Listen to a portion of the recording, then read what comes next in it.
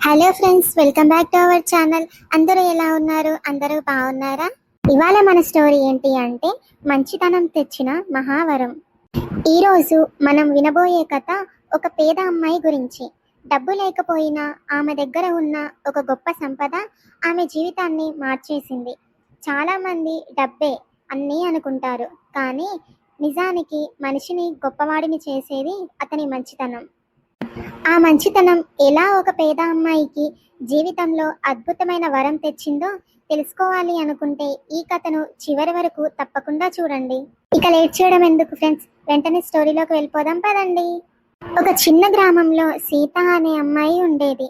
ఆమె చిన్నప్పుడే తండ్రిని కోల్పోయింది. తల్లి కూలి పని చేస్తూ ఆమెను పెంచింది.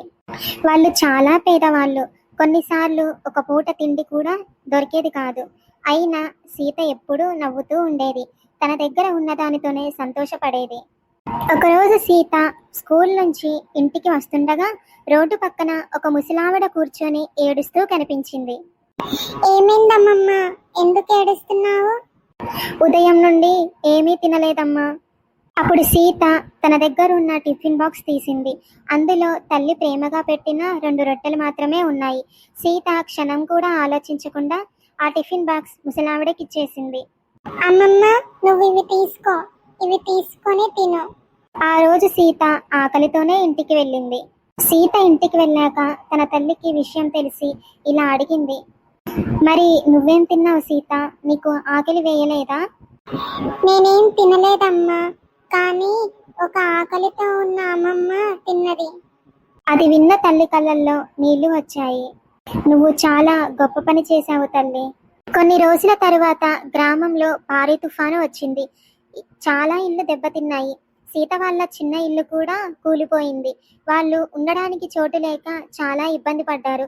ఆ వానలోనే రోడ్డు మీద నుంచొని ఉన్నారు. అప్పుడు ఆ ఊరికి ఒక ధనవంతుడు వచ్చాడు. తుఫానులో నష్టపోయిన వాళ్లకు సహాయం చేస్తున్నాడు. ప్రతి ఒక్కరి గురించి తెలుసుకుంటూ సీత ఇంటికి వచ్చాడు. అమ్మా, నా పేరు రమేష్. తుఫానులో నష్టపోయిన వారికి మీ గ్రామంలో సహాయం చేయడానికి వచ్చాను. మీ వివరాలు చెప్తారా? అప్పుడు గ్రామంలో ఉన్న అబ్బాయి సీత గురించి ఇలా చెప్పాడు. సార్, ఈ సీత చాలా మంచి అమ్మాయి.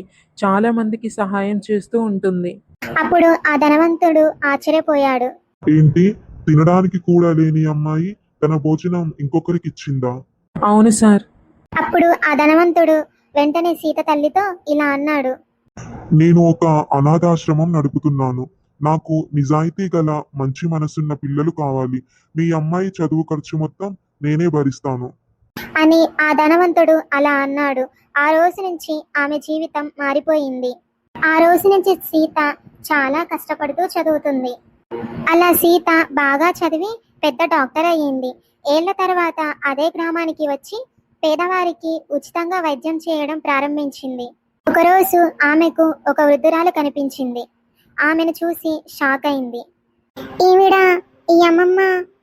అప్పుడు నేను రోడ్డు పక్కన ఏడుస్తూ ఉంటే నా టిఫిన్ బాక్స్ ఇచ్చాను కదా, ఆవిడే ఈవిడ. అమ్మమ్మ మీరు? అవును బిడ్డ, ఆ రోజు నువ్వు నాకు భోజనం పెట్టావు. ఆ రోజు నీ మంచి మనసు చూసి దేవుడు కూడా సంతోషించాడు. వెంటనే సీత ఆమె పాదాలకు నమస్కారం చేసింది.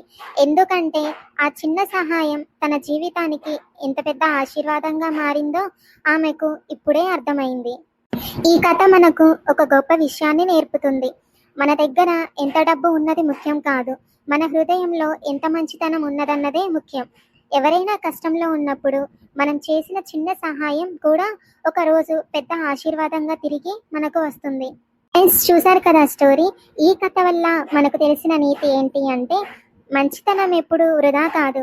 మనం చేసిన మంచి ఏదో ఒక రూపంలో తిరిగి మన జీవితాన్ని వెలిగిస్తుంది. ఈ కథ మీకు నచ్చితే ఒక లైక్ చేయండి, షేర్ చేయండి.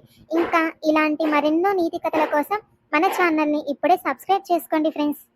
అలాగే ఈ స్టోరీ మీకు ఎలా అనిపించిందో తప్పకుండా నాకు కామెంట్ చేయండి.